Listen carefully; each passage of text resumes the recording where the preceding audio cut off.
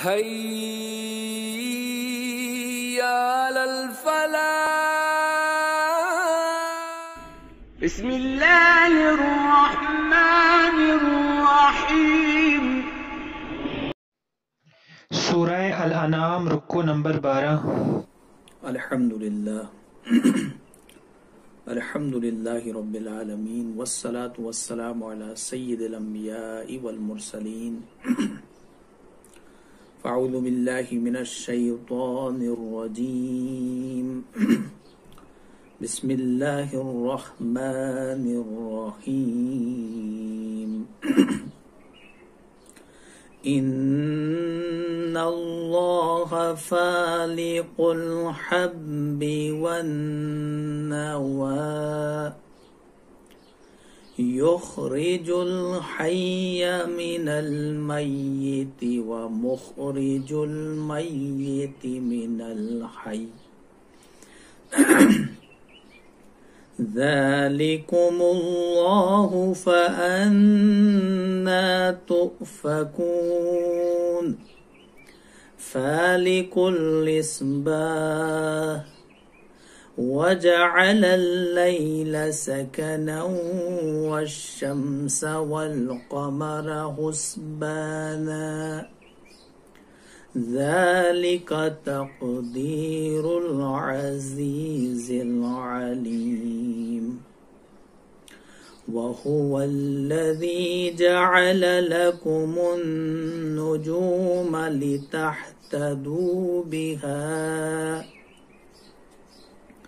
لتهتدوا بها في ظلمات البر والبحر.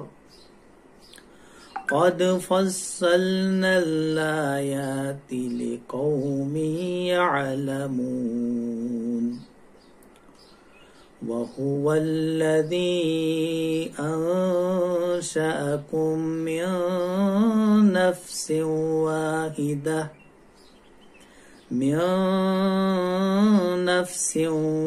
واحدة فمستقر ومستودع قد فصلنا الآيات لقوم يفقهون. صدق اللہ العظیم. معزز و مکرم ناظرین و ناظرات، السلام علیکم ورحمۃ اللہ وبرکاتہ. سورۃ الانعام کا رکوع نمبر 12، اس کی آپ کے سامنے 3 آیات آپ کے سامنے تلاوت کی گئی. اس میں کل جو ہے 5 آیات ہیں. 5 میں سے 3 آیات میں نے آپ کے سامنے پڑھی. انشاءاللہ ان آیات کی مختصر سی تفسیر پیش کرنے کی کوشش کی جائے گی. اللہ تعالیٰ سے ہم دعا کرتے ہیں کہ اللہ تعالیٰ درس قرآن مجید سے مستفید ہونے کی ہمیں توفیق عطا فرمائے اور ہمارے اندر عمل کرنے کا جذبہ پیدا فرمائے. آمین. دیکھیے، سورۃ الانعام جو ہے یہ مکی سورت ہے. یہ مکہ میں نازل ہوئی ہے. اس میں جو زیادہ تر جو مرکزی مضامین جنہیں ہم کہیں گے وہ ہے توحید، اثبات رسالت اور آخرت. اللہ تعالی کا مالک ہونا، خالق ہونا، کارساز ہونا، مقتدر ہونا، قادر ہونا.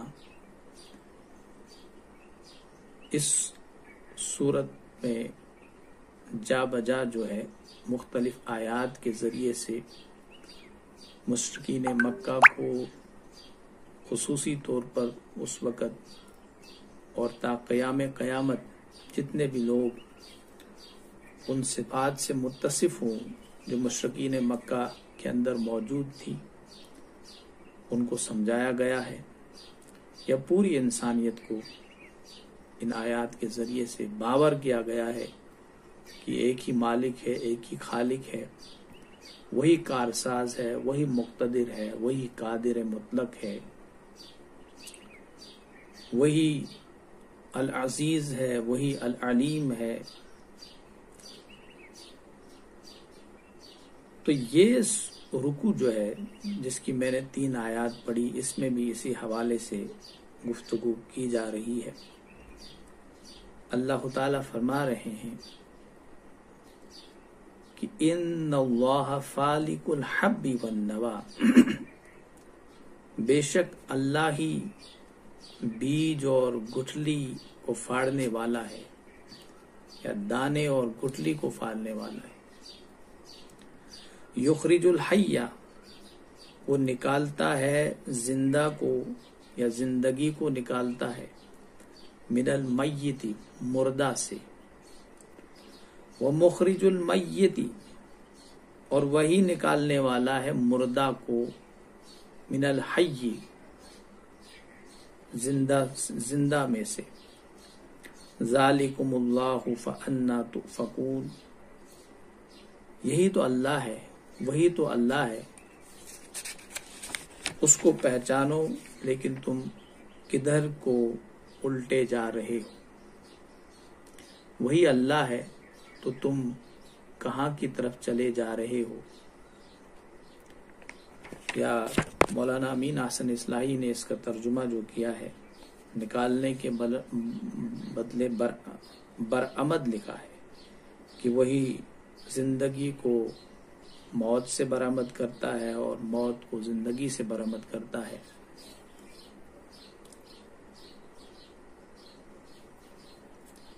دیکھیے، عالم خلق کے اندر، اس یونیورس کے اندر جو بھی امور اور جو بھی معاملات معمول کے مطابق وقوع پذیر ہوتے ہیں، واقع ہوتے ہیں، یہاں پر ان کی حقیقت کو بیان کیا گیا۔ اللہ تعالیٰ ایک ادنا سی مثال بیان کر رہے ہیں، اور اس مثال سے ہی استشہاد توحید جو ہے وہ بیان کر رہے ہیں، توحید پر استشہاد جو ہے وہ کیا جا رہا ہے کہ ایک چھوٹا سا بیج جو ہوتا ہے، ایک چھوٹا سا سیڈ جو ہوتا ہے، جو ڈورمنٹ سٹیج میں ہوتا ہے، جس کے اندر زندگی کی کوئی رمق موجود نہیں ہوتی ہے، جو مردہ پڑا ہوتا ہے، جس کو اگر آپ ہاتھ میں رکھیں گے اس میں کوئی گروتھ نہیں ہے، اس میں کوئی زندگی کے آثار اور باقیات آپ کو نظر اور محسوس نہیں ہوتے ہیں، لیکن یہ اللہ کی ذات ہی ہے کہ جب آپ اس سیڈ کو مٹی کے نیچے رکھتے ہو تو پروردگار جو ہے اس میں زندگی پیدا کرتا ہے، اور اس سیڈ سے ایک تناور درخت یا ایک پودا جو ہے نکل آتا ہے، گویا کہ زندگی کے آثار اس سیڈ میں پیدا ہوتے ہیں، اور وہ زندگی، وہ لائف، وہ باضابطہ ایک پودے کی شکل میں ثبوت کے طور پر ہمارے سامنے آتی ہے۔ کیونکہ کسی چیز کے بارے میں ہم تب کہہ سکتے ہیں کہ اس کے پاس زندگی ہے جب وہ کوئی حرکت کرے اور جب وہ کوئی نمو دکھائے، گروتھ دکھائے، ڈیولپمنٹ دکھائے۔ تو اللہ تعالیٰ فرماتے ہیں کہ یہ پاک پروردگار کی ذات ہی ہے، انسان نہیں ہے اس کے قابل کہ وہ کسی چیز کے اندر زندگی جو ہے وہ داخل کر سکے، اسے اس قابل بنا سکے کہ اس کائنات میں وہ ایک زندہ وجود کی حیثیت سے اپنے آپ کو ثابت کرے۔ اسے پروردگار کی ذات ہے۔ میں سائنس کا اسٹوڈنٹ رہا ہوں، بڑی حیرانگی ہوتی ہے، اور سائنس اس پہ بالکل خاموش ہے۔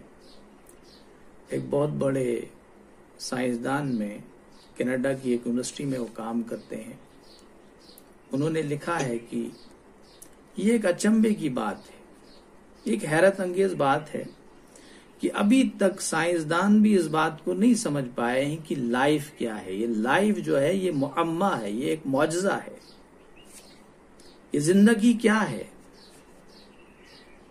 یہ حیات کیا ہے، اس کو سمجھنے کی کوششیں کی جا رہی ہیں، لیکن جتنی زیادہ اس کو سمجھنے کی کوششیں کی جا رہی ہیں اتنا زیادہ اللہ کی ذات کے وجود کا استدلال جو ہے انہی جو غور و فکر کیا جاتا ہے یا کوششیں کی جاتی ہے وہاں سے برآمد ہوتا ہے۔ گویا کہ جس چیز پہ جتنا غور و فکر کیا جائے وہ چیز اتنا یہ ظاہر کرتی ہے کہ میرا بنانے والا کوئی ہے، میرا کوئی خالق ہے، میرا کوئی مالک ہے جس نے مجھے پیدا کیا ہے، جس نے مجھے تخلیق کیا ہے۔ تو سیڈ کو جب مٹی کے اندر ڈالتے ہیں تو وہ سیڈ میں سے جب پودا نکلتا ہے اس پروسیس کو کہتے ہیں سیڈ جرمینیشن۔ تو اللہ تعالیٰ فرماتے ہیں کہ یہ سیڈ جرمینیشن خود سے نہیں ہوتی ہے۔ سائنس کا کمال یہ ہے کہ وہ صرف سیڈ جرمینیشن کے پروسیس کو سمجھتی ہے، لیکن اس پروسیس کو چلانے والا کون، کیا شے ہے، کون سی طاقت ہے۔ ایک زمانہ تھا سائنسدانوں نے کنسپٹ دیا تھا وائٹل فورسز کا، کہ دنیا میں جو کچھ بھی ہو رہا ہے کچھ ایسی فورسز ہیں، کچھ ایسی طاقتیں ہیں جو ہمیں نظر نہیں آتی ہیں لیکن موجود ہے کوئی طاقتیں۔ دیکھیے سائنس جو ہے یہ مغرب نے جب مذہب کے خلاف یا مغرب میں کلیسا کے خلاف بغاوت ہوئی تو سائنس نے جڑ جو ہے مغربی معاشرے میں پکڑ لی۔ ہر چار تہر اطراف جو ہے مغرب میں انسٹیٹیوشنز کا قیام ہوا اور اس کی زد میں بری طرح سے مذہب آ گیا۔ کلیسا کو اپنا بوریا بسترا لپیٹنا پڑا، وہاں پر جو ہے لا مذہبیت اور بے دینی کا رجحان عوام الناس میں پیدا ہوگا، اور بڑے مفکرین، سائنسدان جو ہے، سیاسی مفکرین، معاشرتی، ان سب نے جو لادینیت کی تعلیم کو عام کیا اور سائنس نے ان کی پیٹھ پہ جو ہے ان کو سپورٹ پرووائڈ کی۔ اب کیا ہو گیا کہ ان مغربی مفکرین نے جب اس کائنات پہ غور و فکر کرنا شروع کر دیا، ظاہر سی بات ہے کہ سائنس کا مطمع نظر کائنات ہے، اگر کائنات نہیں ہوتی تو سائنس نہیں ہوتی، کیونکہ سبجیکٹ جو ہے ریسرچ کا یہ کائنات ہی ہے۔ اس کائنات کے دو حصے ہیں، ایک ہے یہ میکرو یونیورس جو ہمارے آس پاس مولانا مودودی رحمت اللہ علیہ کے الفاظ میں بات کر رہے ہیں، یہ عالم اکبر جو ہمارے ارد گرد پھیلا ہوا، ایک ہے عالم اصغر، انسان کی اپنی ایک کائنات۔ اگر انسان نہیں ہوتا، یہ کائنات نہیں ہوتی، کسی بھی شعبہ علم کا کوئی وجود نہیں ہوتا۔ یہ امپورٹنس تو تبھی ہے کہ انسان ہے، کائنات ہے۔ انسان کو اللہ نے یہ صلاحیت دی ہے، یہ توفیق دی ہے کہ وہ کائنات پہ غور و فکر کرتا ہے۔ اب ان لوگوں نے وہاں پر جب اس پہ غور و فکر کرنا شروع کر دیا، انہوں نے اللہ کے وجود کو اس کائنات سے خارج کر دیا۔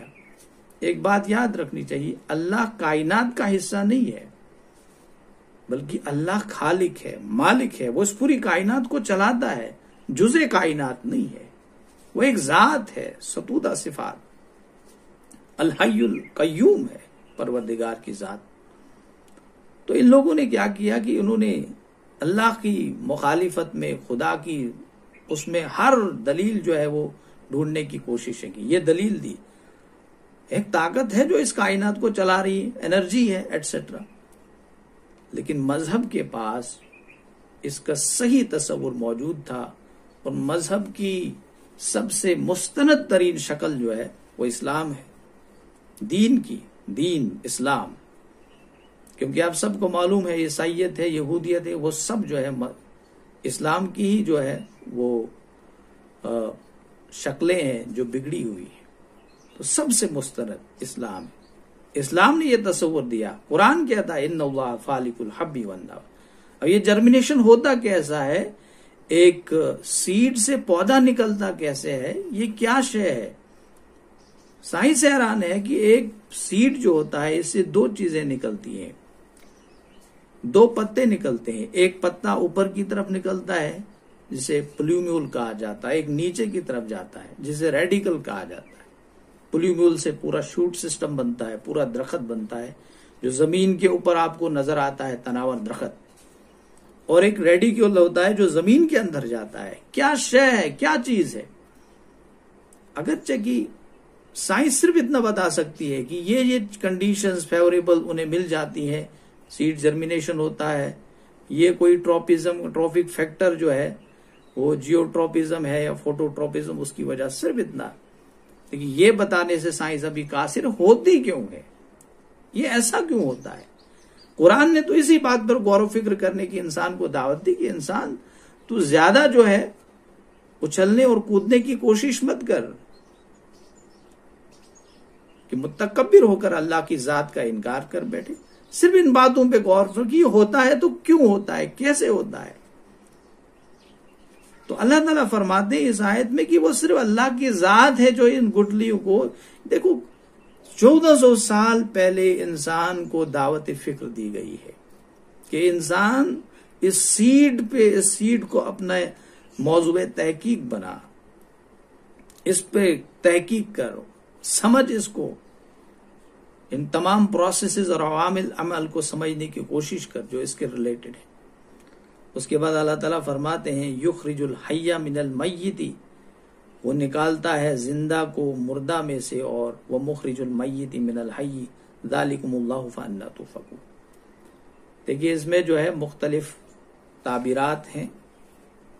ایک یہ ہے، یہ اصل میں دراصل کیونکہ مشرکین مکہ آخرت کا انکار کرتے تھے، دوبارہ اللہ کے سامنے اٹھائے جانے کا انکار کرتے تھے، حساب و کتاب کے دن کا انکار کرتے تھے، موت کے بعد پھر دوبارہ کھڑا کیے جانے کا انکار کرتے تھے.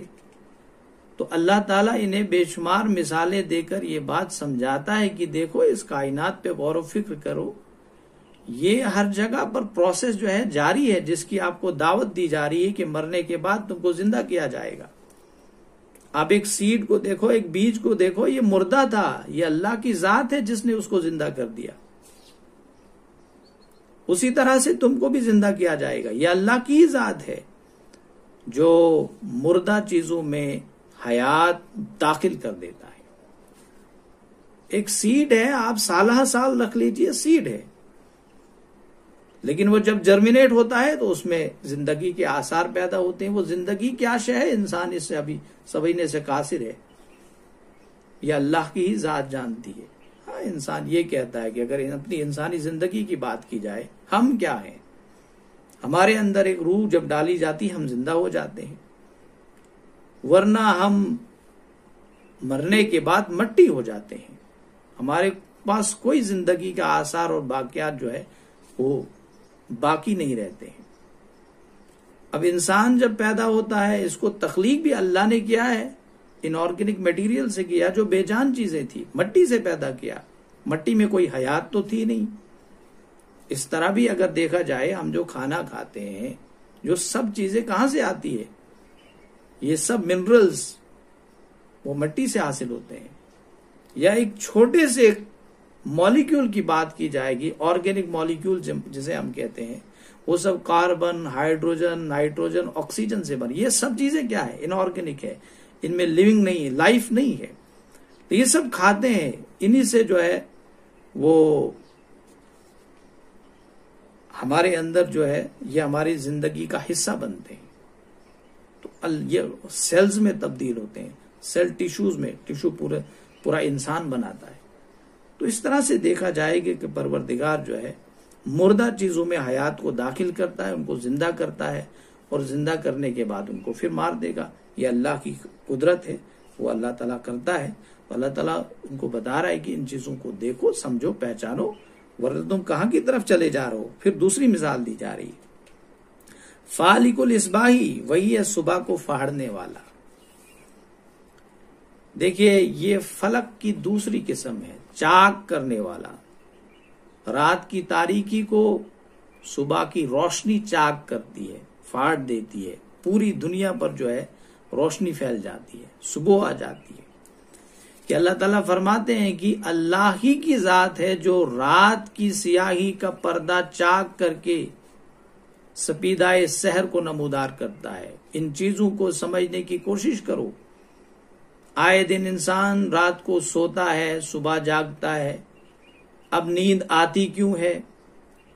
یہ آتی کیسے ہے؟ انسان سوتا کیوں ہے؟ انسان پھر جاگتا کیسے ہے؟ یہ سب اللہ کی نشانیاں ہیں جن پر انسان کو اللہ نے غور کرنے کی دعوت دی ہے کہ ان کو سمجھنے کی کوشش کرو. یہ سائیکلز ہیں ہماری زندگی کے جو یہ دعوت دے رہے ہیں کہ اللہ کی ذات موجود ہے جو اس پورے سسٹم اور اس سائیکل کو چلانے والی ذات ہے. تو یہ بظاہر یہ سب چیزیں خود بخود ہمیں ہوتی ہوئی نظر آتی ہیں، لیکن اللہ تعالیٰ فرماتے ہیں یہ نہ سمجھے کہ اللہ کے تصرف اور اس کی تدبیر کے بغیر یہ سب کچھ ہو رہا ہے، اس کی منشا کے بغیر سب کچھ ہو رہا ہے. یہ سب انہی قوانین کے تحت ہو رہا ہے. اگر کوئی فزیکل لاز ہیں جس کے تحت یہ سب کچھ ہو رہا ہے، لیکن وہ فزیکل لاز کو بنانے والی ذات جو ہے اللہ کی ذات ہے. اب ہوا چلتی ہے، پانی چلتا ہے، آپ اوپر سے پانی کو ڈالیں نیچے کی طرف چلے جا رہا ہے. ٹھیک ہے، ایک لا اور ایک قانون کے تحت وہ چل رہا ہے. اس میں سر مو اختلاف کوئی شے اس کائنات کی نہیں کر رہی ہے. تو اللہ تعالیٰ انسانوں کو بھی کہتا ہے کہ اللہ تعالیٰ نے باضابطہ ایک قانون تمہیں بھی زندگی گزارنے کے لیے دیا ہے، تمہیں بھی کوئی سر مو اختلاف نہیں کرنا چاہیے. تب جا کر اس کائنات کے ساتھ تمہاری ہم آہنگی ہو جائے گی، ورنہ کائنات اور اس سسٹم کے ساتھ جس میں تم رہ رہے ہو ایک تضاد اور ایک کنفلکٹ پیدا ہوگا، اس سے تمہاری زندگی جو ہے فساد کی شکار ہوگی، جس کو آئے دن ہم دیکھ رہے ہیں کہ جب انسان غیر فطری طور طریقے اختیار کر کے زندگی گزارتا ہے، وہ یہ نہ کہ اپنی فطرت کے خلاف جنگ کرتا ہے، اپنے ضمیر کے خلاف جنگ کرتا ہے، بلکہ اس کائنات کے خلاف بھی جنگ کرتا ہے. تو اللہ تعالیٰ انہیں دعوت دے رہا ہے کہ سمجھنے کی کوشش کرو، غور کرنے کی کوشش کرو. یہ ساری چیزیں جو ایسے نہیں ہو رہی ہیں، اللہ کی ذات ہے جو انہیں چلا رہی ہے. وہی فاعل حقیقی ہے جو اللہ تعالیٰ نے زمین، چاند، سورج اور دوسرے اجرام فلکی کے بارے میں جو کچھ بھی جو بنا دیے ہیں، جو بھی باقی چیزیں سلیشل باڈیز ہیں، وہ فاعل حقیقی پروردگار کی ذات ہے، خالق حقیقی پروردگار کی ذات ہے. خالق ہوتا ہے پیدا کرنے والا، فاعل ہوتا ہے چلانے والا. وَجَعَلَ اللَّيْلَ سَكَنًا وَالشَّمْسَ وَالْقَمَرَ حُسْبَانًا، اس نے بنا دیا رات کو سکون کا وقت اور سورج اور چاند کو حساب کے لیے. بڑی زبردست بات ہے. دیکھیے یہ تذکیر باللہ، ڈاکٹر اسرار صاحب لکھتے ہیں، یہ تذکیر باللہ کی مثالیں ہیں کہ جن کے حوالے سے اللہ تعالیٰ کی عظمت، اس کی صفات اور اس کی قدرت کو جو ہے ظاہر کیا جا رہا ہے، اس کی قدرت کو نمایاں کیا جا رہا ہے. اس کی قدرت کو ایسے تو میں کہوں گا کہ ثابت کرنے کی کوشش نہیں کی جا رہی ہے، بلکہ یہ تو خود بخود ثابت ہے. ثابت کرنے کی کوشش نہیں کی جا رہی ہے. جب سورج نکلے گا تو سورج کو یہ کوئی انسان نہیں کہہ سکتا ہے کہ میں سورج کے نکلنے کو ثابت کروں، بلکہ کا نکلنا ہی سب سے بڑی دلیل ہے کہ وہ سورج نکل آیا ہے. تو اللہ تعالیٰ فرما رہے ہیں کہ یہ ایک لگا بندہ نظام ہے، قانون کے تحت یہ سورج اور چاند جو ہے وہ چل رہے ہیں. اس نظام سے دن اور رات بنتے ہیں، مہینے اور سال وجود میں آتے ہیں. اور اللہ تعالیٰ فرماتے ہیں کہ یہ رات اور دن بھی اللہ کی طرف سے نشانیاں ہیں. اللہ نے تمہیں دیکھیں یہاں پر پیچھے جو حی اور موت کی بات کی جا رہی ہے، زندگی اور موت کی، تو یہاں پر ایک خوبصورت تعبیر یہ بھی کی جا سکتی ہے کہ رات انسان کی ایک حساب سے موت ہی ہے. رات جو ہے اللہ نے نیند کا ذریعہ بنایا ہے، اور رات کو ہر انسان جو ہے سکون اختیار کرتا ہے، ریسٹ اختیار کرتا ہے. اور دن کو زندگی سے تعبیر کیا جاتا ہے کیونکہ دن جو ہے اللہ نے حرکت کے لیے رکھی ہے. دن کو انسان متحرک رہتا ہے، دن کو انسان جو ہے کام کرتا ہے، مشغلوں میں مصروف رہتا ہے، مشاغل میں مصروف رہتا ہے. تو یہ بھی اللہ کی بہت بڑی نعمتیں ہیں کہ اللہ تعالیٰ نے اس رات کو سکون کا ذریعہ بنایا ہے اور دن کو جو ہے کام کرنے کا وقت بنایا ہے، اور جو شمس اور قمر کو جو ہے وہ حساب کتاب کے لیے بنایا. ان کو دیکھ کر پرانے زمانے سے انسان اوقات کا تعین کرتا تھا، اور آج بھی جو ہے اوقات دیکھتا ہے کیا وقت انہی سے جو جس ٹائم کی ہسٹری کو اگر پڑھا جائے گی، یہ ٹائم کہاں سے سٹارٹ ہوا، جو کنسپٹ آج سیکنڈ، ٹائم ایٹسٹرا آور پہ آیا ہے، گھڑیاں ہمارے سامنے ہیں، جب اس پہ نظر ڈالی جاتی ہے تو انسان جو ہے پرانے زمانے میں آج بھی ایسی بات نہیں ہے جن کے پاس گھڑی نہیں ہوتی ہے، وہ سورج اور وہ چاند کو ہی دیکھ کر جو ہے اپنے اوقات کا تعین کرتے ہیں۔ ذالک تقدیر العزیز العلیم، یہ اندازہ مقرر کیا ہوا ہے اللہ کی طرف سے جو زبردست ہے اور سب کچھ جاننے والا ہے، العزیز ہے، غالب ہونے والا ہے، العلیم ہے، سب کچھ جاننے والا ہے۔ یہ پروردگار کی یہاں صفات بیان کی جا رہی۔ پھر اس کے بعد آ رہا ہے وَهُوَ الَّذِي جَعَلَ لَكُمُ النُّجُومَ، وہی ہے اللہ کی ذات، وَهُوَ الَّذِي جس نے جعل لکم النجوم تمہارے لیے بنایا نجوم کو، ستارے بنائے تمہارے لیے، تاکہ تہتدو، تاکہ تم جان جاؤ، تم پاؤ، بہا فی ظلمات البر والبحر، ان کے ذریعے سے خشکی اور سمندر کی تاریکیوں میں راستہ جان جاؤ، نکلنے کا، آنے کا، چلنے کا۔ تو اندھیری راتوں میں قافلے چلتے تھے، وہ ستاروں سے اپنے سمت جو ہے متعین کر لیتے تھے پرانے زمانے میں، اور اسی طرح سمندر میں جہاز رانی کے لیے بھی ستاروں کی مدد سے جو ہے رخ متعین کیا جاتا ہے۔ اور آج بھی جہاں پر انسان کا جو گھڑیاں وغیرہ فیل ہو جاتی ہیں، ڈائریکشن یا سائنٹیفک ٹیکنالوجی جو ہے وہ فیل ہو جاتی ہے، وہاں پر سب سے بہترین چیزیں جو ہوتی ہے جن سے انسان ڈائریکشن کا یا اوقات کا تعین کر سکتا ہے، وہ ستارے ہوتے ہیں، وہ چاند ہوتا ہے، وہ شمس ہوتا ہے۔ ان میں سب سے بہترین جو ہے وہ چاند ہے، وہ آسان طریقہ ہے، اور سورج سے جو ہمارا بنتا ہے کیلنڈر وہ تھوڑا کمپلیکس ہے۔ تو اللہ تعالیٰ اس کے بعد فرماتے ہیں، دوسری بات یہاں پر نجوم کی بات اس طرح کی جا رہی کیونکہ مشرقین مکہ جو تھے وہ ستاروں کے بھی گرویدہ ہو چکے تھے، وہ فالگیری ایٹسٹرا جو ہے کافی وہاں پر جو ہے ایسٹرولوجی کا دبدبا تھا، لوگ جا کے پامسٹری جسے کہتے ہیں، لوگ جا کے جو اپنے ہاتھ دکھاتے تھے ستاروں سے اپنی قسمت جو ہے معلوم کرنے کے لیے۔ آج بھی ایسا ہے، مغربی دنیا میں بڑا ہے، یہاں پر بھی ہمارے بازاروں میں بیٹھے ہوتے ہیں لوگ، وہ کتاب لے کر، جنتری لے کر، اور ایسے ایک ہماری انسانیت کا ایک بڑا طبقہ جو ہے اس وہم پرستی کا شکار ہو چکا ہے کہ وہ ان لوگوں کے پاس جا کے ان سے کہتے ہیں ہماری قسمت معلوم کر لیجئے ستاروں کو دیکھ کر۔ تو اللہ نے یہاں پر ان کو بتایا کہ اللہ تعالیٰ نے ستارے اس کام کے لیے، تمہاری تقدیر کوئی بنا تھوڑا رہی ہے، تمہاری تقدیر کو بگاڑ رہے ہیں، اللہ کی ذات ہے، تمہیں جو کوئی چیز عطا ہوتی ہے اللہ کی طرف سے ہوتی ہے، اگر تم سے کوئی چیز چھینی جاتی ہے اللہ اس کو چھینتا ہے، ستاروں کا کمال نہیں ہے، ستاروں کا اس میں کوئی دخل نہیں، وہ تو مخلوق ہے۔ لیکن یہ بڑی بدقسمتی ہے کہ یہ کنسپٹ پرانے زمانے سے رہا ہے اور آج بھی ماڈرن دور میں یہ بڑا ہے۔ مغربی دور جو مسلمانوں کو سب سے مانتی ہیں کہ اجٹ قسم کے لوگ ہیں، جاہل ہیں، ایٹسٹرا ہیں، دقیانوسی ہیں، آپ حیران ہو جائیں گے کہ ہمارا جو ویک ہے اس میں جو سنڈے ہے، منڈے ہے، انہوں نے ستاروں اور سیاروں کی مدد سے ان کا نام رکھا ہے، کیونکہ ستاروں اور سیاروں کو انہوں نے معبود کی شکل معبود بنایا ہوا تھا۔ اب دیکھیے سنڈے سنڈے سورج کا دن، منڈے مون ڈے، ٹیوزڈے اس کو کہتے ہیں TUES جو ہوتا ہے، اس کو فرانسیسی زبان میں کہتے ہیں مارس کو، تو مارس ڈے، تو سیارے ہیں نا، سنڈے، منڈے، ٹیوزڈے۔ ویڈنسڈے کی بات کی جائے تو ویڈنسڈے جو ہوتا ہے وہ کہتے ہیں جوپیٹر کو کہتے ہیں فرانسیسی زبان میں، جوپیٹر کا دن۔ اسی طرح تھرسڈے کو دیکھا جائے مرکری کا دن، فرائیڈے کو اگر دیکھا جائے تو وینس کا دن، فرائیڈے، وینس، فرائی کہتے ہیں فرانسیسی زبان میں، فرینچ لینگویج میں وینس کو، اور جو سیٹرڈے جو ہے سیٹرن، SAT، سیٹرن، سیٹ مین سیٹرن، فرانسیسی زبان کا لفظ۔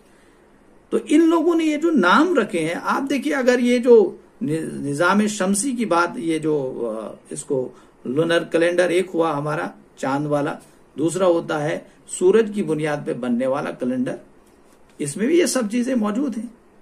تو یہ جو مغربی لوگ جو مسلمانوں کو کہتے تھے جاہل، اور انہوں نے سب چیزوں کو چھپا کے توڑ مڑوڑ کے بیان کیا ہے، پیش کیا ہے، اپنے آپ کو بڑا ایڈوانس بنایا ہوا ہے۔ تو یہ میں بات کر رہا تھا، ضمناً یہ باتیں بیچ میں آ گئی کہ پروردگار کہتے ہیں کہ یہ سب چیزیں ہم نے تخلیق کی ہے، تمہاری تقدیر کو بنانے اور بگاڑنے میں ان کا کوئی رول نہیں ہے. لیکن ایک زمانہ تھا کہ لوگ اس ایسٹرولوجی کا زبردست جو ہے دبدبا تھا معاشرے میں، اس ستاروں اور سیاروں کو اپنی تقدیر معلوم. آج بھی کنڈلی کے نام سے جو ہے ہمارے ایک طبقہ انسانیت میں یہ رواج بڑا عام ہے کہ وہ جو کنڈلی، یہ دن ہمارے لیے بہتر ہے شادی کے لیے. مسلمانوں میں بھی بدقسمتی سے، جیسے ہمارے ایک دوست ہیں، ان کی بات کر رہے تھے ہم سے کہ سوال انہوں نے کیا کہ فلاں ڈیٹ وغیرہ جو ہے میری شادی اس ڈیٹ کو رکھی ہوئی. میں نے کہا کہ آپ نے فرائیڈے کے دن کیوں نکاح رکھا ہے؟ کیونکہ فرائیڈے جو ہے وہ تو جمعہ کا دن ہوتا ہے، لوگ جمعہ میں مصروف ہوتے ہیں، آپ آگے پیچھے رکھیے. ان نے کہا کہ ہم نے کسی پیر صاحب سے دکھایا، ان نے بتایا کہ فرائیڈے آپ کے لیے بڑی چیز. یہ مسلمانوں میں بھی بدقسمتی سے ہے، مسلمانوں میں بھی ہے.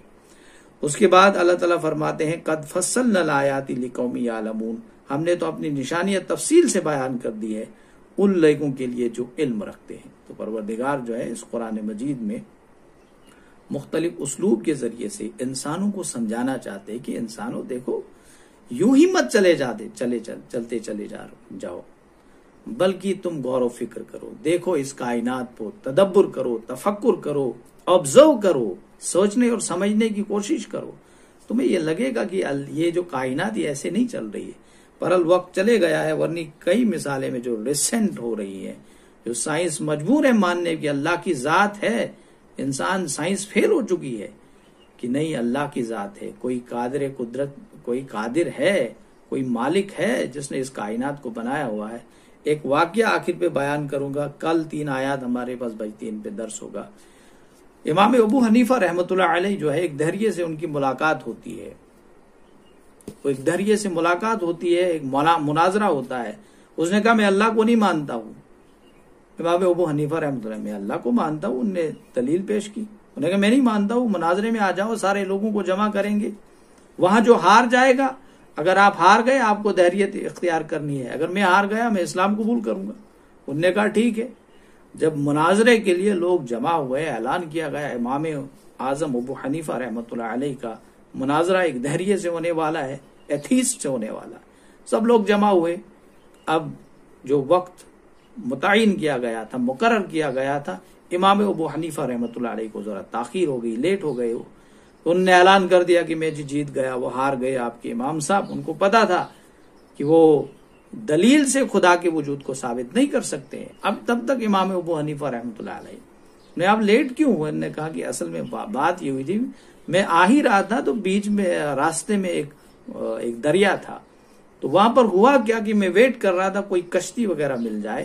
وہاں اچانک جو ہے پودا، ایک پلانٹ جو ہے، ایک درخت گر جاتا ہے، اس کے وہ بولڈرز بن جاتے ہیں، اور وہ جو ہے تختے جن کو کہیں گے آپ، وہ خود بخود جڑتے ہیں اور ایک کشتی تیار ہوتی ہے. وہ اس کنارے سے کشتی خود بخود چل کے میری طرف آتی ہے، میں اس پہ بیٹھ جاتا ہوں، وہ خود چلتی ہے، میں نے چلائی بھی نہیں. تو اس نے کہا کہ تم سب سے جھوٹے ہو. اس نے کہا کیوں؟ کیا ایسا ممکن ہے کہ کوئی چیز خود بخود سے چلے، خود سے بنے؟ تو اس نے کہا کہ کیا یہ ممکن ہے؟ یہ کائنات جو ہے، یہ پورا یونیورس ہے، یہ خود سے بنے اور خود سے چلے. یہ بننے اور چلنے کی بات جو ہے ان 3 آیات میں ہو رہی ہے کہ اللہ ہی کی ذات ہے. اللہ تعالیٰ سے دعا کرتے ہیں پروردگار سوچنے سمجھنے کی توفیق عطا فرمائے. وَهُوَ الَّذِي أَنشَأَكُم مِّن نَّفْسٍ وَاحِدَةٍ فَمُسْتَقَرٌّ وَمُسْتَوْدَعٌ قَدْ فَصَّلْنَا الْآيَاتِ لِقَوْمٍ يَفْقَهُونَ وَهُوَ الَّذِي أَنزَلَ مِنَ السَّمَاءِ مَاءً فَأَخْرَجْنَا بِهِ نَبَاتَ كُلِّ شَيْءٍ فَأَخْرَجْنَا مِنْهُ خَضِيرًا نخرج منه حبا متراكبا ومن النخل من طلعها قنوان دانية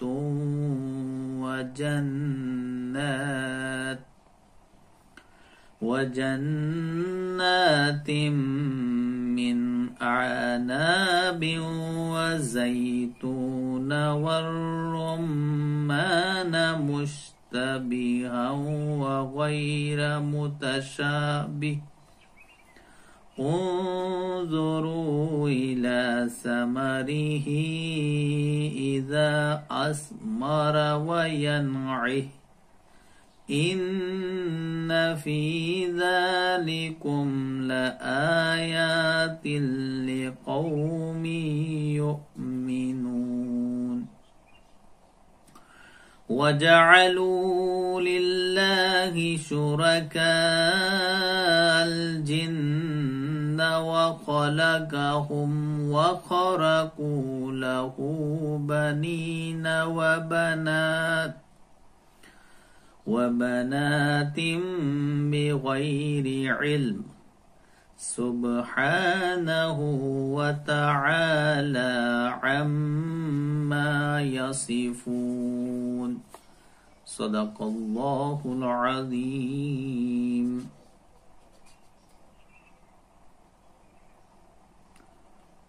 معزز و مکرم ناظرین و ناظرات، السلام علیکم ورحمۃ اللہ وبرکاتہ.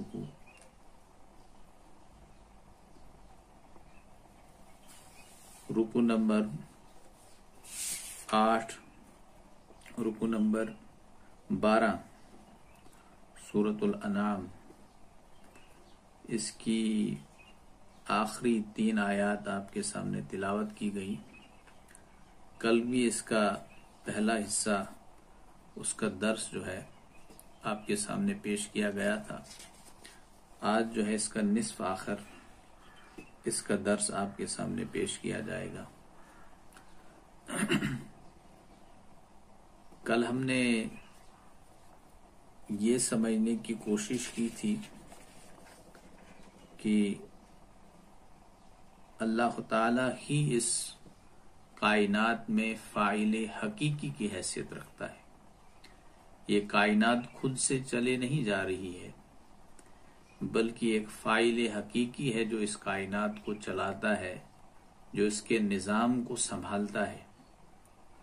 مشرکین مکہ نے آخرت کا انکار کر کے، نبی رحمت صلی اللہ علیہ وسلم کا انکار کر کے، اللہ تعالی کے خالق مالک کا اقرار اگرچہ کہ وہ ڈائریکٹلی نہیں کرتے تھے، لیکن جب آخرت کا انکار کیا، رسول اللہ صلی اللہ علیہ وسلم کا انکار کیا، گویا انہوں نے اللہ کا انکار کیا، اور اللہ کے ساتھ انہوں نے بے شمار جو ہے معبود گڑھ رکھے تھے.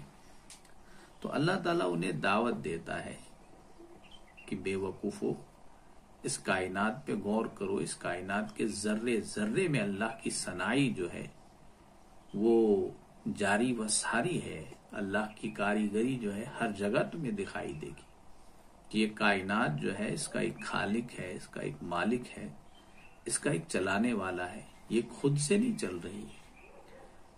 اسی طرح سے اللہ تعالیٰ پھر انہیں کچھ مطلب ایسی مثالیں دیتا ہے کہ ان چیزوں پر، ان مناظر پر غور کرو کہ اللہ تعالیٰ کس طرح سے مردہ چیزوں کو زندہ کرتا ہے. پھر اللہ سے کیا، یہ اللہ کے لیے کون سا مشکل ہے کہ اللہ تعالیٰ جب تم کل مر جاؤ گے تو تمہیں دوبارہ سے اللہ تعالیٰ تم میں جان ڈال کے تمہیں زندہ کرے گا، اور تم سے ایک ایک لمحے کے متعلق جو ہے سوال کیا جائے گا، تم سے حساب کتاب لیا جائے گا. اب جو ہے اس ابھی تک جو ہے مطلب خارجی عالم جو تھا، ایکسٹرنل ورلڈ کی جو نشانیاں تھی، ان کی طرف توجہ دلانے کے بعد اب انسان کی خود اس کی کریشن اس کی اور اس کے ارد گرد جو اللہ تعالیٰ نے سامان معاش جو ہے یا معیشت جو ہے وہ فراہم کیا ہے، فراہم فرمایا ہے، اس کی طرف انسان کو توجہ دلائی جا رہی ہے کہ ایکسٹرنل ورلڈ کو بھی دیکھ لیجئے، اللہ کی صنائی، اللہ کی کاریگری، اللہ کے خالق ہونے کی، مالک ہونے کی ہر جگہ پر تمہیں بے شمار مثالیں جو ہے، نشانیاں جو ہیں وہ فراہم ہوتی ہے، وہ ملیں گی۔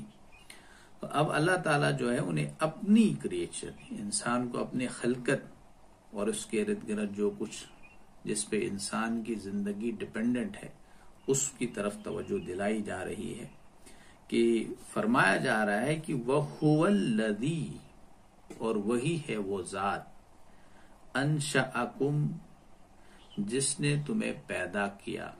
انشا ہوتا ہے اصل میں کسی چیز کو کھڑا کرنا، کسی چیز کو اٹھانا، اور یا اس میں دوسرا معنی ہوتا ہے پیدا کرنا، پیدا ہی نہیں کرنا بلکہ اس کے اندر نشو نما جو ہے بخشنا، اسے پروان چڑھانا، جسے ہم گروتھ کہیں گے، اسے فروغ دینا، یہ سارے مفاہیم جو ہے اس انشا جو لفظ ہے اس میں آتا ہے۔ نشو نما بھی یہیں سے نکلا، نشو نما۔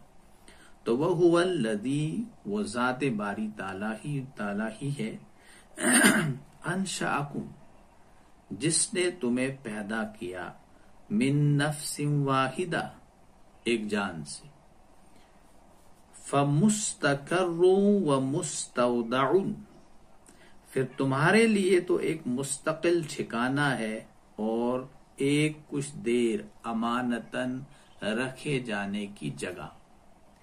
تو یہ اللہ تعالیٰ فرماتے ہیں کہ اللہ تعالیٰ نے انسان کو ایک ہی جان سے پیدا کیا، مطلب آدم علیہ السلام سے پیدا کیا، جن کو تمام آسمانی مذاہب میں نسل انسانی کی اصل بنیاد اور نسل انسانی کی اصل حیثیت جو ہے سے تسلیم کیا جاتا ہے، انہی کو مانا جاتا ہے کہ انہی سے دنیا انسانیت جو ہے وہ وجود میں لائی گئی، اور اہل عرب جو ہے وہ بھی اس حقیقت کو تسلیم کرتے تھے، اور وہ فرمایا کہ اللہ تعالیٰ فرماتے ہیں اب کہ خدا ہی ہے جس نے تمہیں آدم علیہ السلام سے آگے چلایا، تمہاری نسلیں چلائی، تمہیں ایک ہی جان سے پیدا کیا اور اسی کی جنس سے اس کا جوڑا بنایا اللہ تعالیٰ نے، پھر مردوں اور عورتوں کی ایک دنیا جو ہے، دنیا جو ہے پیدا کر دی، مختلف شکلیں ہیں، مختلف صورتیں ہیں، مختلف زبانیں ہیں، مختلف لہجے ہیں،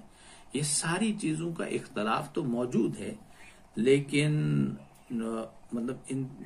جبلی تقاضوں اور فطری داعیات کی بات اگر کی جائے گی، فطرت کی بات کی جائے گی، جبلی تقاضوں کی بات کی جائے گی، تو اس لحاظ سے اتفاق ہے، جو اس بات کی دلیل ہے کہ سب کا خالق، سب کا مالک ایک ہے۔ امریکہ میں بسنے والا انسان، اس کو بھی خوراک کی ضرورت ہے، اور ہندوستان میں بسنے والا انسان، اس کو بھی خوراک کی ضرورت ہے۔ امریکہ میں بسنے والے انسان کا جو سسٹم ہے باڈی کا، وہ بھی وہی ہے جیسا ہمارا ہے، کوئی فرق نہیں، اگرچہ کہ شکل و صورت میں اختلاف ہے، لیکن جو ہمارے اندر جاری نظام ہے بایولوجیکل سسٹم جو ہے، اس میں کوئی اختلاف نہیں ہے، بلکہ اس میں اتفاق ہے۔ یہ ساری چیزیں، ان کے پاس بھی آنکھ ہے، ہمارے پاس بھی آنکھ ہے، ان کی آنکھ میں بھی دیکھنے کی صلاحیت ہے، ہماری آنکھ میں بھی دیکھنے کی صلاحیت ہے۔ تو مشرکین مکہ کو مختلف اسلوب بدل کے انہیں دعوت دی جا رہی کہ غور کرو، اللہ کی ذات موجود ہے۔ تو یہاں سے یہ بات ان کو بتلائی جا رہی کہ اگرچہ یہ سب اختلافات موجود ہیں، لیکن ساتھ ساتھ میں اتفاق جو ہے وہ موجود ہے۔ تو یہ ثابت کرتا ہے کہ سب کا خالق اور سب کا پروردگار ایک ہی ہے، جس نے ایک ہی درخت سے یہ سارے جو ہے برگ و بار جو ہے پیدا کیے ہیں۔ تو یہ اللہ تعالیٰ، ایک تو یہ ہے کہ اللہ تعالیٰ نے انسانوں کو، تمام انسانیت کو آدم علیہ السلام سے پیدا کیا۔ ڈاکٹر اسرار صاحب نے اس میں اپنی تفسیر میں لکھا ہے، بیان القرآن میں ایک اہم چیز بھی ہے کہ اگر سائنس کے اعتبار سے بھی دیکھا جائے، کہ سائنس بھی کہتی ہے دیکھیے سائنس جو ہے وہ جو چیزیں اس کے سامنے ہیں اس کو زیر تحقیق لا کر جو ہے اس پہ غور کرتی ہے، نتائج اخذ کرنے کی کوشش کرتی ہے۔ جو چیزیں سائنس کی نگاہوں سے اوجھل ہے، سائنس میں انسان، سائنسدان انسان ہی ہوتے ہیں، وہ کوئی خلائی مخلوق نہیں ہوتی ہے جو باہر کے سیاروں سے اتر کے جو ہے زمین پہ آ کر ایک نئے طرز سے کوئی کام کر رہی ہے، بلکہ ہم انسانوں میں سے ایک گروہ ہوتا ہے۔ ہر ایک انسان اپنی جگہ پر ایک سائنسدان ہوتا ہے۔ تو انسان کی نظر میں جو چیز آتی ہے تو اس کی فطری جو جذبہ اللہ نے اس کے اندر موجودیت کیا ہوا ہے تحقیق کے حوالے سے، وہ اسی چیز کو دیکھتا ہے، نتائج اخذ کرنے کی کوشش کرتا ہے اور سمجھنے کی کوشش کرتا ہے۔ سائنس کی نگاہوں سے اب اوجھلے ہیں ساری چیزیں۔ سائنس یہ دیکھتی ہے کہ انسان ہے تو یہ کہاں سے پیدا ہوا ہے، یہ دنیا جو ہے یہ لیونگ ورلڈ ہے، اس کا آغاز کہاں سے ہوا ہے؟ تو مختلف تھیوریز آ گئی، تو سائنس بھی ایک ہی نقطے پہ پہنچ گئی، اگرچہ کہ ہم بحیثیت مسلمان ان کے اس نقطے کو تسلیم نہیں کرتے ہیں، کیونکہ ہمارا ایمان اور ہمارا یقین جو ہے وہ ہے اسپیشل کریشن تھیوری۔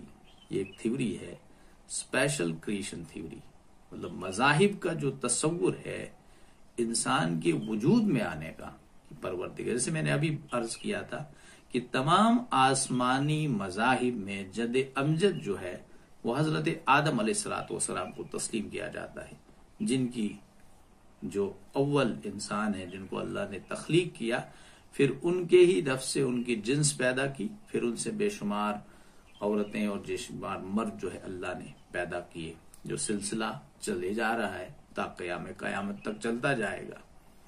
تو سائنس نے بھی کہا کہ یہ جو زندگی ہے یہ ایسا لگتا ہے کہ یہ کسی ایک یونٹ سے جو ہے، یونٹ کی بات ہوگی، وہ کسی ایک سیل سے جو ہے اس کا آغاز ہوا ہے، وہ بھی اس ایک والی چیز کو مانتے ہیں۔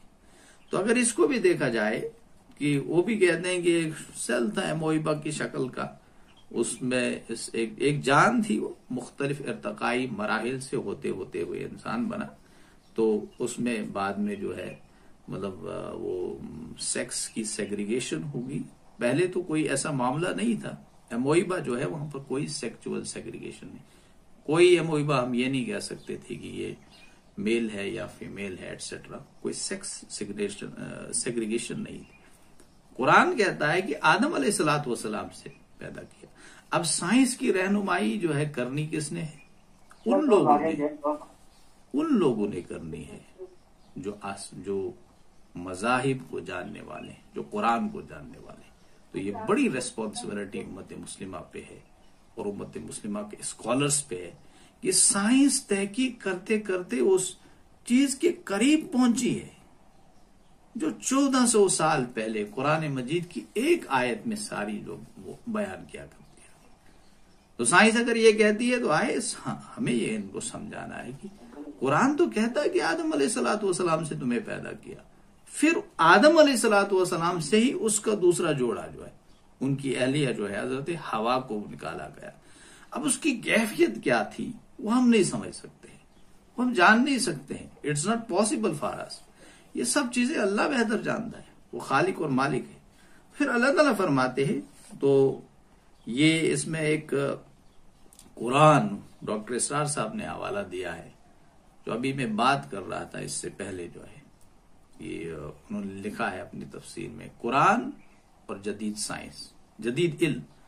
ایک ڈاکٹر رفیع الدین صاحب ہیں، بہت بڑے فلاسفر، ان کی ایک دوسری کتاب بھی ہے آئیڈیالوجی آف فیوچر، جس میں انہوں نے فلسفیانہ انداز سے یہ بات ثابت کی ہے کہ دنیا میں آج تک جتنے بھی افکار نظریات آئے وہ سب پھیل ہو چکے ہیں، اب صرف فیوچر میں ایک آئیڈیالوجی رول کرے گی، دیٹ ول بی اسلامک، وہ اسلام کی آئیڈیالوجی ہوگی، وہ اسلام کا نظام ہوگا جو پوری دنیا میں جو ہے راج کرے گا۔ اور اسی حوالے سے یوسف القرضاوی صاحب کی ایک دوسری کتاب بھی ہے، اسلامی غلبہ اسلام کی بشارتیں، اس میں بھی انہوں نے اس کا ذکر کیا ہے۔ فَمُسْتَقَرٌّ وَمُسْتَوْدَعٌ، یہ بڑی بات اچھی بہتر جو ہے سمجھنے کی ہے۔ دیکھیے مستقر کیا ہوتا ہے؟ پھر اللہ تعالیٰ فرماتے ہیں پھر تمہارے لیے تو ایک مستقل ٹھکانہ ہے، فمستقر ومستودع، اور کچھ دیر امانتر رکھے جانے کی جگہ جو ہے اللہ تعالیٰ فرماتے ہیں۔ دیکھیے مستقر کا معنی ہوتے ہیں جائے قرار، جائے سکونت، اور جائے سکونت بھی جہاں انسان ٹھہر کے اپنے بہت سارے کام کرتا ہے۔ مستودعن کا مطلب ہوتا ہے اس جگہ کو کہتے ہیں جہاں کوئی چیز بطور امانت رکھی جائے، حفاظت سے رکھی جائے۔ تو یہاں پر مستقر سے مراد جو ہے یہ دنیا ہے، دنیا کی زندگی ہے، کیونکہ قرآن کہتا ہے وَلَكُمْ فِي الْأَرْضِ مُسْتَقَرٌّ وَمَتَاعٌ إِلَىٰ حِينٍ، قرآن کہتا ہے تمہارے لیے زمین میں ایک وقت خاص تک رہنے بسنے کی جگہ، اس زمین کو اللہ نے تمہارے لیے کی حیثیت سے رکھا ہے، اور کھانا پینا جو ہے اللہ نے سارے ذرائع اس زمین میں رکھے۔ تو مستودعن سے مراد جو ہے وہ جگہ ہے جہاں مرنے کے بعد جو ہے انسان کو دفن کیا جاتا ہے۔ مفسرین کے مختلف اقوال اس حوالے سے، حسن بصری رحمۃ اللہ علیہ کا جو روح المعانی تفسیر ہے، اس سے بہت سارے جو جدید مفسرین ہیں انہوں نے اس قول کو نقل کیا ہے کہ حسن بصری رحمۃ اللہ علیہ کے مطابق جو ہے کچھ لوگوں نے کہا ہے کہ یہ مستودعن یہ دنیا کی زندگی ہے، اور مستقر جو ہے وہ آخرت کی زندگی ہے جو ابداً ابدا ہے۔ اب کچھ لوگوں نے کیا کہا ہے کہ مستقر جو ہے وہ جو ہے مرد کا صلب جو ہے وہ ہے، اور مستودعن جو ہے وہ ماں کا رحم ہے، رحم مادر جو ہے جہاں پر انسانی نطفہ جو آ کر جو ہے جائے قرار پاتا ہے، امانت کے طور پر رکھ دیا جاتا ہے۔ تو مختلف اس میں تعبیرات ہیں، لیکن سب سے قریب جو ہے جو لگتا ہے، جو اقرب ہے، جو قرآن مجید کے مطلب اس میں ایٹیمولوجی کے حساب سے بھی دیکھا جائے، جیسے میں نے وَلَكُمْ فِي الْأَرْضِ مُسْتَقَرٌّ وَمَتَاعٌ إِلَىٰ حِينٍ کا حوالہ دیا، اور اس میں امین احسن اصلاحی صاحب کا جو مجھے نقطۂ نظر مطلب ان کا جو اس حوالے سے جو بیان ہے، جو تعبیر ہے، وہ زیادہ اقرب محسوس ہوتی ہے۔ تو اللہ تعالیٰ فرماتے ہیں کہ پھر کیا کیا، پھر تمہیں دنیا میں لایا ہم نے، ایک مستقل ٹھکانہ ہے، یہاں پر رہ کے جو ہے آس پاس جو اللہ نے تمہیں ذرائع معاش رکھے ہیں، معیشت رکھے ہیں، اس کا استعمال کر کے تم دنیا کی زندگی گزارتے ہو۔ اور اس کے بعد اللہ تعالیٰ فرماتے ہیں وَمُسْتَوْدَعٌ کہ پھر تمہیں جو ہے امانت کے طور پر ایک دوسری جگہ پہ رکھا جائے گا، وہ ہے قبر۔ گویا کہ یہاں سے جس طرح ہر شخص کا جو مستقر اللہ کو معلوم ہے، اللہ تعالیٰ کو ہر شخص کا مستودعن بھی معلوم ہے۔ اللہ کو معلوم ہے کہ انسان کو کہاں کہاں پر یہ دنیا کی زندگی گزارنی ہے، اور انسان کو کہاں پر مرنا ہے، اسے کہاں پر دفن کیا جائے گا۔ اللہ سب سے بہتر جانتا ہے کہ کس کی موت کہاں پر واقع ہوگی۔ ایک ویڈیو جو تھا میں دیکھ رہا تھا کل، ایک ویڈیو بنائی گئی ہے، ایک انسان چل رہا ہے تیزی کے ساتھ، اس کے سامنے قبر ہے، گویا کہ وہ ایک قدم بڑھاتا ہے قبر ساتھ میں ہے۔ ہماری زندگی میں ایک ایک لمحہ جو گزارتے ہیں قبر ہمارے ساتھ ہے، اس لیے ہمیں قبر کی زندگی کو نہیں بھولنا چاہیے، آخرت کی تیاری کرنی چاہیے۔ قد فصلنا الآیات لقوم یفقہون، ہم نے تو اپنی آیات کو واضح کر دیا ہے ان لوگوں کے لیے جو سمجھ بوجھ سے کام لیں۔ پھر اللہ تعالیٰ فرماتے وَهُوَ الَّذِي أَنزَلَ مِنَ السَّمَاءِ مَاءً، اور وہی ہے اللہ جس نے اتارا آسمان سے پانی۔ سماء جو ہوتا ہے اس میں امین حسن اصلاحی صاحب کے ترجمے کے مطابق اور تفسیر کے مطابق آپ کو معلوم ہونا چاہیے کہ اردو زبان میں سب سے بہترین تفسیر بہت ساری ہیں، لیکن جو اصلی جو تفسیر کے جو ٹیکنیکل جو مطلب ٹیکنیکلٹی جو ہے اس حساب سے امین حسن اصلاحی صاحب نے بڑا اچھا کام کیا ہے۔ بہرحال انہوں نے لکھا ہے، انہوں نے یہ جو الفاظ کے معنی کے حوالے سے، نظم کے حوالے سے بڑا مایہ ناز کام کیا ہے۔ ان کے مطابق السماء کا جو لفظ ہے اس سے مراد بادل بھی ہے، اور دیگر بھی صرف ان کے ہی مطابق نہیں، تمام جو عربی دان ہیں جو جاننے والے ہیں السماء سے مراد بادل ہوتے ہیں. اللہ تعالیٰ فرماتے ہیں کہ ہم نے بادلوں سے بارش برسائی. ایک زمانے تک انسان کو یہ معلوم نہیں تھا. یہ تو سائنس اور ٹیکنالوجی کی ایڈوانسمنٹ ہوئی، انسان اس قابل ہوا جاننے کے یہ جو بارش ہے یہ بادلوں سے ہوتی ہے. کیسے ہوتی ہے؟ اللہ تعالیٰ یہاں پر انسان کو ان تمام چیزوں پر غور کرنے کی دعوت دے رہا ہے. وَهُوَ الَّذِي أَنزَلَ مِنَ السَّمَاءِ مَاءً فَأَخْرَجْنَا، پھر ہم نے نکالا ان میں سے بِهِ نَبَاتَ كُلِّ شَيْءٍ، ہر قسم کے نباتات، ہر قسم کے پیڑ پودے، کل شیء، ہر قسم کے. فَأَخْرَجْنَا مِنْهُ خَضِرًا، پھر ہم نے اس میں سے اگائے سرسبز کھیت. جب بارش پڑ گئی، بارش پڑنے کے بعد جو ہے سرسبز کھیتی جو ہے، لہلہاتی کھیتی جو ہے اگائی. نخرج منہ حبا متراکبا، جس میں سے ہم نے نکالے دانے. نخرج، ہم نے نکالے، منہ حبا، منہ ہوتا اس میں سے، حبا دانے، متراکبا تہ بتہ، یا اس کو ایک دوسرے کے اوپر چڑھے ہوئے، تہ بر تہ، ایک دوسرے کے. جیسے آپ نے مکی دیکھی ہوگی، مکی میں آپ کا ایک دانہ ہوتا ہے، اس کے ساتھ دوسرا دانہ لگ، یا انگور کو لکھ لیجیے، یا کھجور تو ہمارے یہاں موجود نہیں، انگور ہمارے یہاں آتے ہیں. کھجور کا جو گوشہ، یہ گچھا ہوتا ہے، اس کو ہی اگر دیکھا جائے، اس میں ایک کھجور کے ساتھ دوسرا کھجور، ہم نے تو دیکھا نہیں ایسے، پڑھا ہے کہ ایسا ہوتا ہے. لیکن انگور جو ہے سب سے بہترین مثال جو ہمیں سمجھ میں آ سکتی ہے. ایک جو اس کا جو ہوتا ہے وہ پھل، وہ دوسرے کے ساتھ اٹیچ ہوتا ہے، تہ بر تہ. تو قرآن یہی کہتا ہے متراک، ایک دوسرے سے وہ قریب ہوتے ہوئے ایک دوسرے کے اوپر چڑھے ہوئے ہوتے ہیں. تو کسی بھی فصل یا کسی بھی اناج کو آپ دیکھیں گے، اس کے دانے نہایت خوبصورتی کے ساتھ، سلیقے کے ساتھ اللہ تعالیٰ نے ان کو جوڑا ہوا ہوتا ہے، اور وہ ایک دوسرے کے اوپر چڑھتے ہوئے نظر آتے ہیں. تو یہی بات یہاں پر کی جا رہی. وَمِنَ النَّخْلِ مِن طَلْعِهَا، اور کھجور کے گابے میں سے، گابے کہتے ہیں خوشوں کو، من نخل ان اوپن فلاور جسے کہیں گے. ابھی فروٹ ابھی بنا نہیں ہے، بس فروٹ بننے کے قریب ہے، تو اس کو کہتے ہیں وَمِنَ النَّخْلِ مِن طَلْعِهَا، اور کھجور کے گابے میں سے لٹکتے ہوئے خوشے، کنوان دانیۃ، کنوان دانیۃ، وَجَنَّاتٍ مِّنْ عَنَابٍ، اور ہم نے بنا دیے باغات، عنابن انگوروں کے، وزیتون اور زیتون کے، ورمان اور انار کے، جو رنگ، شکل اور ٹیسٹ کے اعتبار سے مختلف ہے ساری چیزیں. مشتبہا، جو آپس میں مشابہ بھی ہیں، ایک دوسرے سے ملتے جلتے بھی ہیں. وغیر متشابہ، لیکن آپس میں مختلف بھی ہیں. دیکھیے قرآن کی، میں نے کل بھی کہا تھا میں سائنس کا اسٹوڈنٹ ہوں، اور یہ پورا رکوع جو ہے نا سائنٹیفک ریئلٹیز جو ہے آج 1400 سال پہلے جو ہے بیان کر رہے ہیں. ہمارے سائنس میں بوٹنی پڑھی ہے، بوٹنی میں نباتا، یہ جو پیڑ پودوں کی دنیا جو ہے، اس کے متعلق ہم نے پڑھا تھا کہ جو پلانٹس ہیں، یہ جو پلانٹس کی دنیا جو ہے، اس میں ایک سسٹم ہوتا ہے، ان کو الگ کلاسیفیکیشن اس کو کہتے ہیں. ایک گروپ پودوں کا یہاں رکھا جاتا ہے، دوسرا یہاں رکھا جاتا ہے، تیسرا یہاں، مطلب گروپس میں ان کو ڈالا جاتا ہے. اس کو ٹیکسونومی اس سبجیکٹ کو کہتے ہیں. اب اس میں اصول ہوتا ہے کہ جو پہلے سے، مطلب یہ 1700 کچھ کی بات میں کر رہا ہوں، یہ بہت بڑا سائنسدان تھا کارلس لینیس، اس نے کچھ اصول دیے اور اس کو فادر آف ٹیکسونومی مطلب کہا جاتا ہے اسے.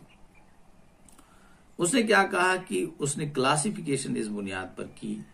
دیکھیے قرآن نے انسان کو غور کرنے کی دعوت دی تاکہ وہ غور کرے اور اللہ کی ذات کو سمجھنے کے لیے تمام چیزیں جو اسے ضروری ہیں وہ مہیا کرا سکے، وہ دستیاب کرا سکے.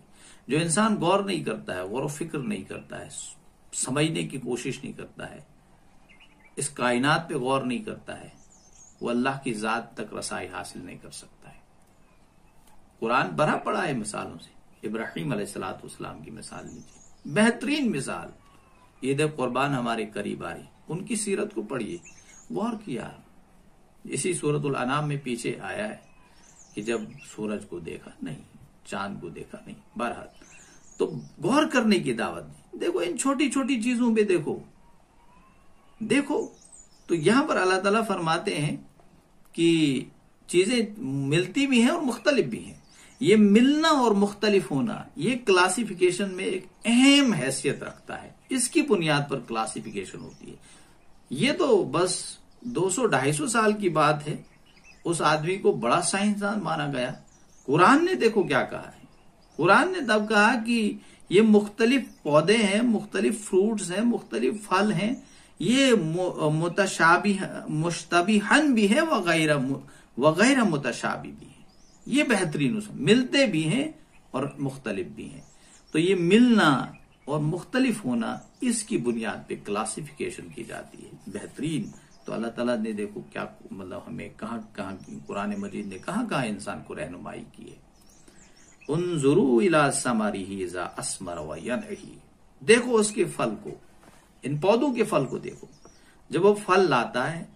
دیکھو اس کو پکنے کو جب وہ پکتا ہے. پورا گویا کی پلانٹ لائف پہ غور کرنے کی دعوت دی جا رہی. یہ جو باٹنی ہے گویا کہ یہ ہمارا سرمایہ ہے اور ہے بھی واقعتاً. باٹنی میں مسلمانوں نے بہت زبردست مایہ کام کیا ہے. اب یہ المیہ ہے کہ ہم ان چیزوں کو جاننے کی کوشش نہیں کرتے ہیں. آپ کو میں ایک حوالہ دوں گا. ایک ہمارے ندوی صاحب ہیں، عماد الدین ندوی صاحب، انہوں نے 50 یا 100 بڑے مسلم سائنسدان کے نام سے کتاب لکھی. اس کا مطالعہ کریں آپ. بہترین کتاب ہے. انسان حیران ہوتا ہے کہ آج سے 1000 سال پہلے، 1200 سال پہلے مسلمانوں نے ہر فیلڈ میں کتنا اہم کام کیا تھا، نمایاں کام کیا ہے، جس کو ہم جانتے نہیں، جس کو ہمارے علم میں وہ چیزیں نہیں ہیں. میرے ایک ہیں ہمارے ایک دوست، انہوں نے مجھے بتایا کہ یہاں وہ لندن میں گئے تھے ایک بار. وہاں بہت بڑا ایک میوزیم ہے.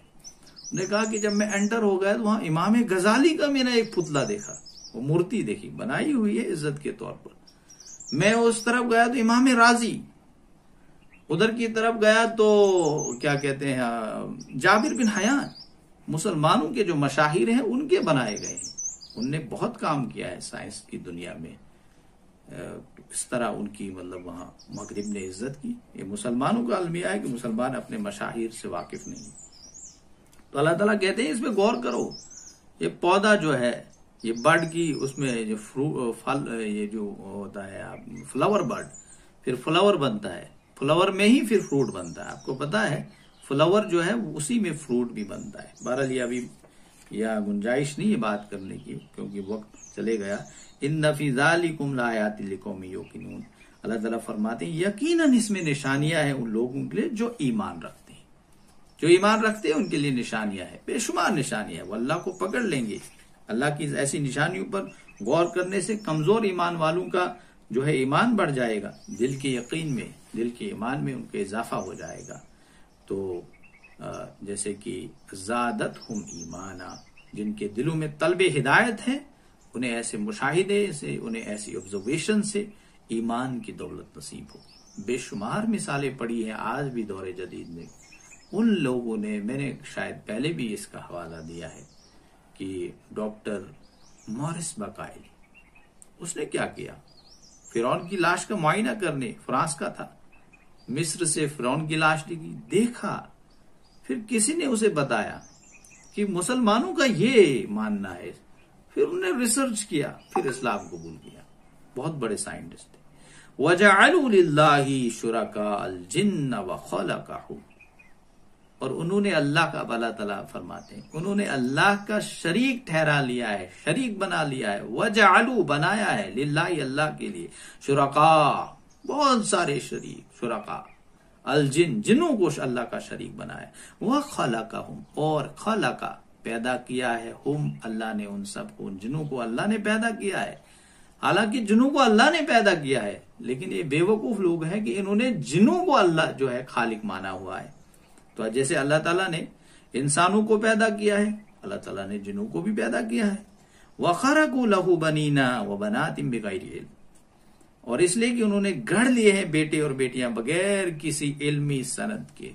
اس کی کوئی علمی، کوئی لاجیکل بنیاد نہیں ہے. انہوں نے عیسائیوں نے جو ہے حضرت عیسیٰ علیہ السلام کو اللہ کا بیٹا بنا دیا، یہودیوں نے حضرت عزیر علیہ السلام کو، اور مشرکین مکہ دو فرشتوں کو اللہ کی بیٹیاں. اور اس سورۃ الفرقان میں ہے کہ کل آخرت میں جو ہے اللہ تعالیٰ پوچھیں گے جن کو انہوں نے شریک ٹھہرایا ہوا تھا اللہ کے ساتھ، اللہ پوچھیں گے کیا تم نے ان کو یہ دعوت دی تھی، تم نے ان کو گمراہ کیا تھا اللہ کے راستے سے؟ وہ کہیں گے پروردگار تو پاک ہے، سبحانک و تعالی، یا اللہ تو پاک ہے، تیری ذات پاک ہے، ہماری جرت کیسے ہوتی کہ ہم ان کو ایسی دعوت. ایسی سورۃ النساء میں ہے غالباً، جس میں اللہ تعالیٰ فرماتے ہیں کیا کسی پیغمبر نے آپ کو اپنی عبادت کرنے کی دعوت دی ہے؟ نہیں دی ہے. فرشتوں نے نہیں دی ہے. تو یہاں پر فرمایا جا رہا ہے کہ جنوں کو انہوں نے معبود بنایا ہوا ہے، حالانکہ جنوں کو اللہ نے آگ سے بنایا ہے اور انسانوں کو مٹی سے. سبحانہ و تعالی عما یصفون، اسی لیے ہم پڑھتے بھی ہیں ہر دعا کے آخر پر وہ بہت پاک ہے، بلند و بالا ہے، و تعالی بلند و بالا ہے، عما یصفون ان تمام چیزوں سے یہ جو بیان کر رہے ہیں. یہ کہہ رہے ہیں کہ یہ اللہ کو دوسروں کے ساتھ جو ہے مشابہت دینے کی کوشش کرتے ہیں. اتنا بڑا جرم، دوسروں کے اللہ کے ہم پلا کھڑا کرتے ہیں، اتنا بڑا جرم. تو اللہ تعالیٰ اس آخری آیت میں فرق کہ جنوں کو بھی انہوں نے خدا بنا. انسان جب گر جاتا ہے، شرک جو ہے انسان کی انتہا کی حماقت جو ہے وہ شرک ہے. بل انسان سب سے وہ گھٹیا انسان اس پوری کائنات میں ہے جو مشرک ہے، جو اللہ کے سوا دوسروں کو پوجتا ہے، جس کے سامنے جو کوئی بڑی چیز ہوتی ہے اس کے سامنے سجدہ ریز ہوتا ہے. اس سورۃ الانعام کو اگر غور سے پڑھیں گے، مطالعہ کیجئے قرآن کا، اگر آپ غور سے پڑھیں گے، شرک کا زبردست ابطال جو ہے مکی صورتوں میں تو ویسے ہر ایک میں دیکھتا ہوں، آپ نے پڑھا ہوگا، آپ درس سنتے ہیں، کتنا شرک کی تردید کی گئی ہے اس سورۃ الانعام میں. اور انسان کی جو بیسک کانسیپٹس ہیں ان کو کلیریفائی اس صورت کے ذریعے سے کیا جا سکتا ہے. تفسیر پڑھ کے، مختلف تفاسیر پڑھیے. اللہ تعالیٰ سے دعا کرتے ہیں کہ پروردگار ہمیں سوچنے سمجھنے کی توفیق عطا فرمائے اور عمل کرنے کی بھی توفیق عطا فرمائے. وآخر الدعوانا الحمدللہ رب العالمین. آمین یا رب العالمین. اللہ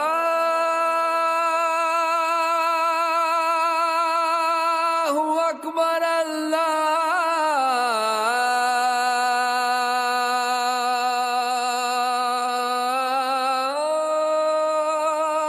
اکبر.